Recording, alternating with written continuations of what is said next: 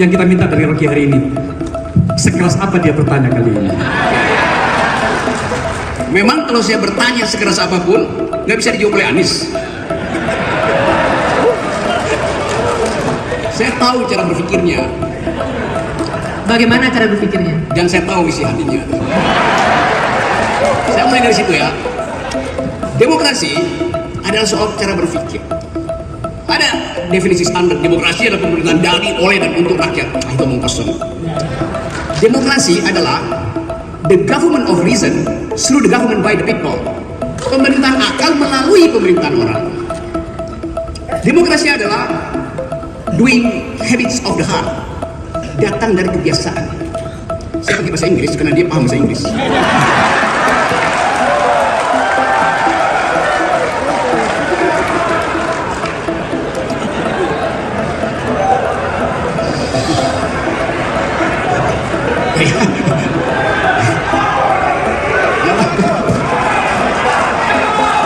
Aku.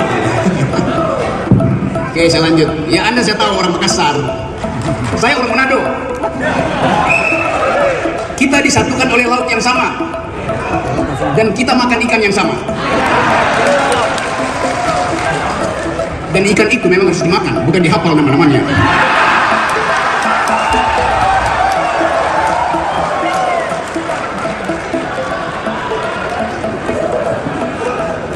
Dan bagian paling enak dari ikan adalah kepalanya. Karena kepala ikan lebih bergizi dari kepala negara.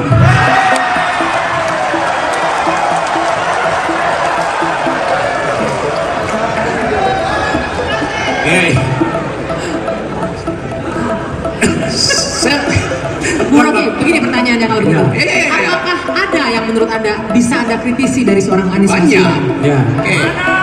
Misalnya? Satu ya.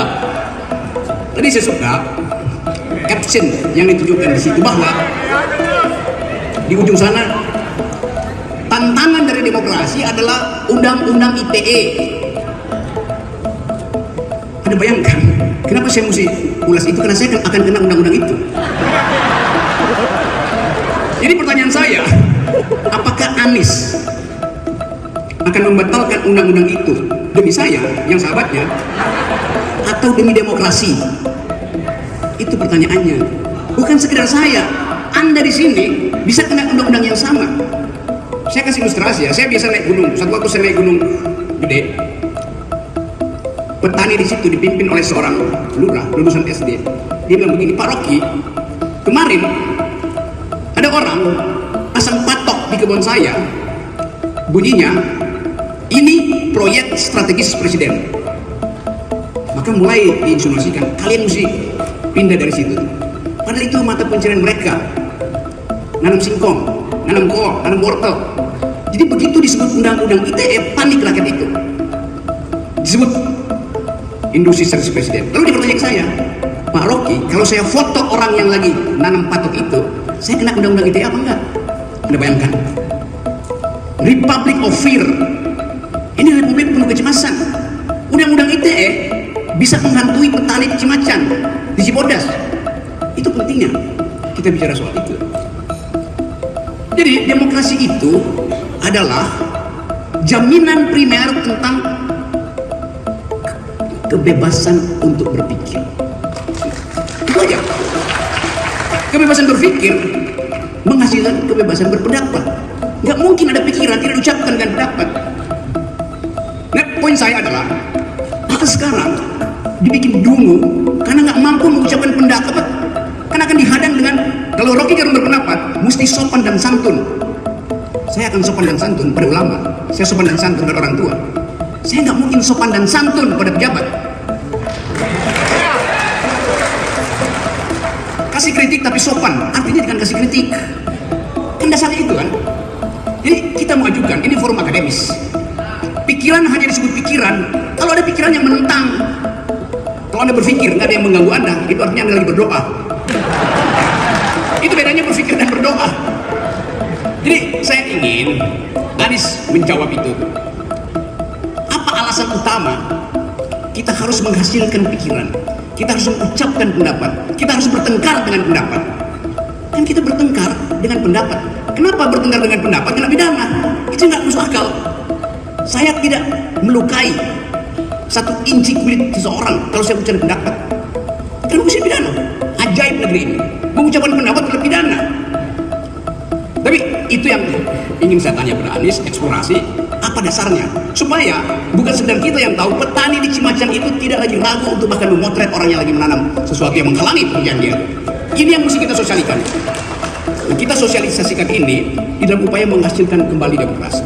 Tapi hari-hari ini dianggap bahwa demokrasi nggak ada, yang ada dinasti. Padahal sebetulnya juga dinasti nggak ada. Karena dinasti itu darahnya biru, yang sekarang darahnya kotor. Segitu aja. Bung Rocky, segitu aja untuk Pak Anies. Tajamnya cuma segitu. Jaminan bahwa undang-undang ITE tidak akan lagi mengkhawatirkan. Gini ya. Saya mengucapkan itu dengan cara saksama dalam tempo sesingkat-singkatnya. Supaya saya bisa provokasi mereka untuk bertanya pada Anies. Pertanyaan ini sebetulnya jauh lebih dalam daripada soal ITE. Oke? Kalau tadi tangkap apa yang Bung Rocky tadi sampaikan, dia tidak bertanya tentang ITE itu Anda akan hapus atau tidak. Kalau itu gampang jawabnya, ya itu akan direvisi, ya itu akan dikoreksi. Itu sudah dikatakan berkali-kali. Tapi Bung Rocky tidak tanya itu. Dia tanya mengapa, maka dia melakukannya atas nama rakyat, atas mandat yang diterima. Rakyat memberikan mandat itu pada negara, lalu negara melakukan langkah. Pada saat negara melakukan langkah itu, maka negara punya sebuah pandangan ini. Bila ruang untuk kebebasan berpikir itu dibuka, maka langkah ini akan memancing pendapat. Pendapat kategorinya pro dan kategorinya kontra. Yang kontra kita sebut sebagai kritik. Apa yang terjadi ketika kritik itu dibuka ruangnya? Maka saya misalnya sebagai penyelenggara negara, ketika mendapatkan kritik, saya harus menyiapkan argumen tambahan atas apa yang saya kerjakan. Saya harus mereview semua alasan kenapa yang dikerjakan. Dan ketika kemudian kritik itu makin tajam, apa yang dikerjakan harus memiliki dasar yang lebih kuat lagi. Dan ketika itu terjadi, maka kritik itulah sebenarnya yang membuat sebuah rencana, sebuah kebijakan makin solid. Kalau ruang itu tidak ada, ruang itu tidak dibuka, apa yang terjadi? Dia akan melenggang tanpa kritik, dan dia nanti muncul sebagai masalah yang baru dirasakan rakyat sesudah dieksekusi. Pada saat dieksekusi, semua masalah-masalah yang harusnya muncul sebagai kritik di awal, nggak munculnya nanti di problem kemudian. Karena itulah, sebenarnya ketika ada perdebatan pro dan kon, itu sesungguhnya sebuah public education tentang sebuah kebijakan. Itu sebabnya ruangnya harus dibuka. Tapi kalau ruang itu tertutup, kebijakan melenggang begitu saja, tanpa ada proses penajaman, penguatan. Dan saya perlu garis bawahi ketika bicara tentang begini, tentang kritik. Sebuah kritik itu substansinya, mau caranya seperti apa, itu urusan pengkritik, bukan urusan pendengar. Urusan pengkritik, mau dengan cara yang santun, mau tidak santun, itu urusan pengkritik. Tapi bagi yang dikritik, substansinya harus dijawab, harus dijelaskan, dan harus diberikan ruang itu untuk terbuka. Siapa yang paling dirugikan ketika ruang kebebasan itu hilang? Yang paling dirugikan adalah seluruh rakyat dan justru penyelenggara negara, bukan pengkritik. Yang paling dirugikan bukan pengkritik, yang paling dirugikan adalah rakyat yang seharusnya tercerdaskan dan negara yang seharusnya bisa membuat langkah yang lebih baik. Jadi, menurut saya dasar dari ini adalah membuat kualitas demokrasi kita lebih baik justru dengan memberikan ruang kebebasan berekspresi yang lebih luas lagi. Kira-kira begitu. Bentar Rob. Jujur saya yakin peserta di sini, para peserta itu akan setuju dengan saya bahwa hari ini kelihatannya Rocky kehilangan sesuatu. Ya, Mas Anies, tadi itu pada episode pertama, sesi pertama, ini maksudnya manas-manasin. ya, jadi provokasi nanti. Jadi yang pertama tadi itu semua angka-angka dari pembicara pertama itu dihajar sama Rocky. Sekarang dia bicara tentang ADA. Ya memang agak susah sih karena dia sudah tersangka sekarang kayaknya. Nah, oke, Rob, aku pengen sesuatu yang lebih khas darimu, bro. Yang apa? Lebih khas darimu, seperti yang Rocky kita kenal. Lebih khas, bro. Ya. Oke. Oke. Saya akan bicara yang lebih khas. Ada lawyer nggak buat dampingi aku? Oh, dia diseret. Oke, kita mulai dengan hal fundamental tentang arah bangsa ini. Tadi Anies mulai dengan satu prinsip di dalam pembagian kategoris tadi, yang sana ekstraktif, yang ini distributif. Hal yang kita tunggu untuk diterangkan secara jelas, karena kita mau dapat arah tentang Indonesia. Indonesia mengambil sikap kritis terhadap kapitalisme, karena itu adalah perjanjian masyarakat, perjanjian sosial kontrak. Ketika kita bangun negara ini bukan negara liberal, negara ini bukan negara libertarian. Negara ini negara yang basisnya adalah keadilan sosial, bahkan bagi seluruh rakyat Indonesia. Pemerintah mengajukan semua proposal, entah itu dalam bentuk utang luar negeri, investasi asing, entah itu dalam bentuk APBN, dengan mengabaikan prinsip keadilan sosial. Itu yang menerangkan mengapa semua rasio tentang ekonomi memburuk. Itu dasarnya kan. Market ekonomi, ya boleh aja market ekonomi, karena untuk mengefisienkan pengambilan kebijakan, supply demand dikontrol dengan prinsip market ekonomi. Tapi di era Pak Jokowi, bahkan bukan cuma market ekonomi yang dipraktekkan, tapi market society. Kita ini dianggap sebagai konsumen aja, bukan sebagai citizen. Anda lihat Rempang itu, Jokowi tanya lewat Bahlil, orang Rempang, Anda butuh apa? Pemukiman, rumah, kita kasih dengan anggaran yang diukurkan secara kuantitatif, 60 juta, 40 juta, 50 juta. Dijadikan sekedar sebagai konsumen untuk alasan menggusur. Apartemen itu, rumah itu sekedar house, bukan home. Kita perlu home sweet home untuk kebahagiaan, bukan untuk ukuran-ukuran material. Jadi bayangkan, Presiden Jokowi tidak paham bahwa dia diminta untuk menghasilkan kebahagiaan dan kemakmuran, bukan kali-kali fondasi untuk bikin infrastruktur, dengan akibat uang yang harusnya tiba di puskesmas dalam bentuk obat, vitamin, yodium, antibiotik, bagi ibu-ibu hamil berubah menjadi aspal di dalam tol. Mereka punya begitu, itu menerangkan sekarang stunting kita itu 25%.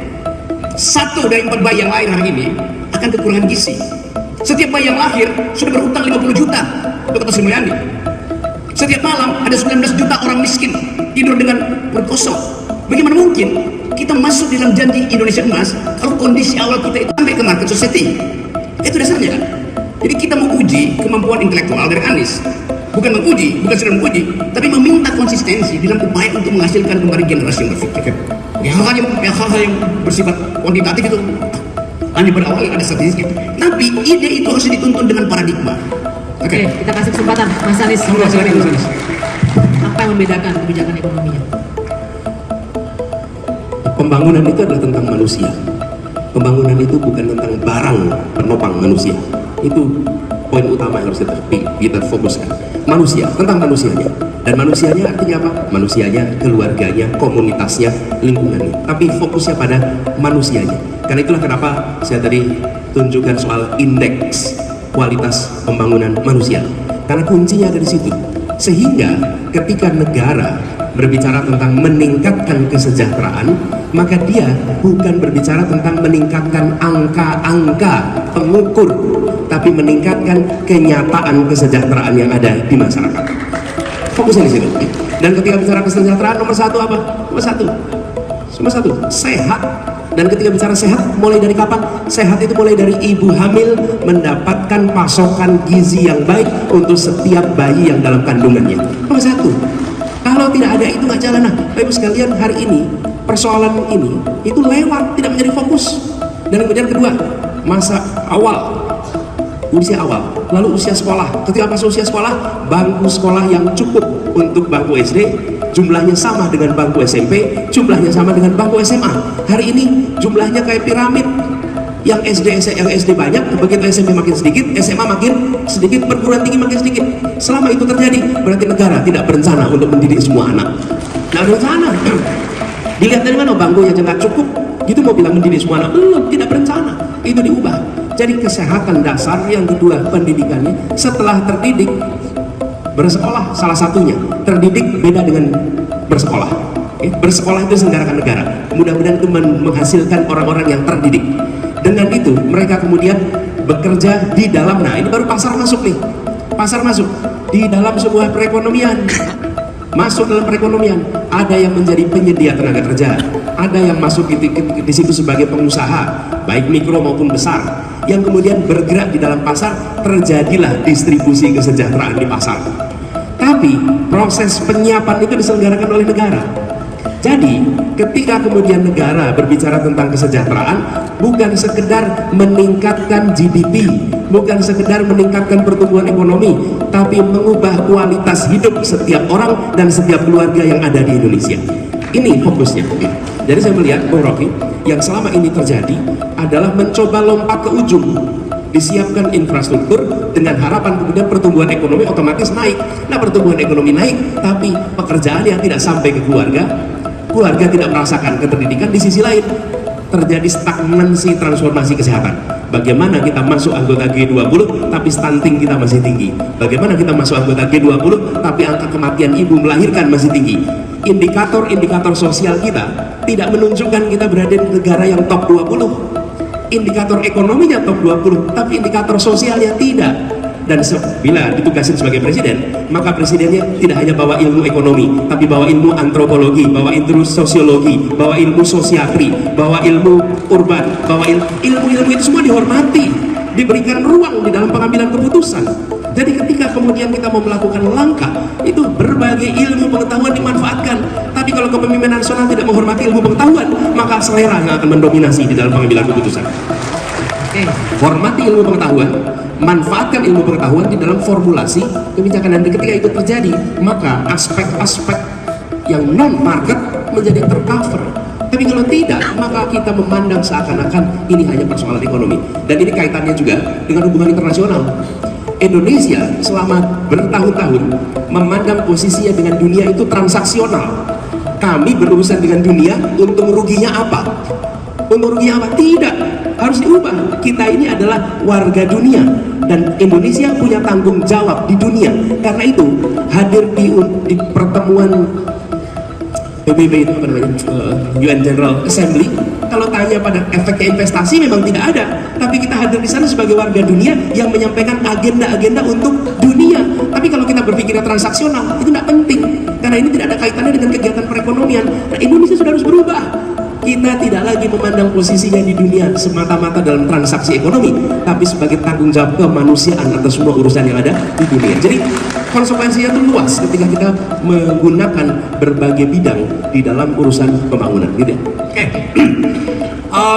Jawaban yang cukup untuk Rocky. Saya rasa, Mas, aku nggak tahu jenengan itu sedang beruntung atau kami yang sedang melongso. Tadi Rocky itu memberikan pekerjaan rumah loh, Mas Ganjar. Jadi tadi kan ingat kan tadi kasih pekerjaan rumah malah catatan tadi, ya? Ya betul, itu pekerjaan rumah buat calon presiden itu. Bukan buat yang bakal mantan presiden, gak ada gunanya kan. Kan di kita itu ada bekas presiden, Pak SBY misalnya, dia bekas presiden. Anies calon presiden. Ada yang presiden bekas, masih presiden tapi udah bekas. Oke, Rob. Beda ini. Ya, oke. Bang Tan, sedikit sebelum kita lanjut ke floor, ke audiens, saya cuma mau bertanya satu untuk Mas Anies. Mas Anies, tadi Anda sempat menyinggung soal mengkritik itu kita harus membuka diri untuk kritik ya. Terserah si pengkritiknya mau sopan penyampaiannya, mau tidak sopan. Pertanyaan saya sederhana. Menurut Mas Anies, Rocky Gerung, seorang Rocky Gerung itu mengkritiknya sopan atau tidak sih? Karena ini akan jadi parameter. Nanti kalau misalnya Mas Anies terpilih, dia akan menjadi orang yang sangat memberikan kebebasan berpendapat. Sopan atau nggak sopan? Dia mengkritik dengan menggunakan kewarasan dan akal sehat. Oke, berarti kalau Mas Anies jadi presiden, Bung Rocky masih bebas untuk mengkritik. Pasti itu. Ya. Oke, kita lanjutkan ke floor. Yang bahaya kalau Anies diterus-teruskan, nanti dia kena delik juga nih. Karena dia terlalu nakal untuk mengkritik itu. Jadi uraian Anies Baswedan saya kasih nilai A-. A untuk pengetahuan, minus untuk kelakuan. Oke, kita mendekati akhir dari acara kita karena waktu Mas Anies harus segera terbang ke kota yang lain.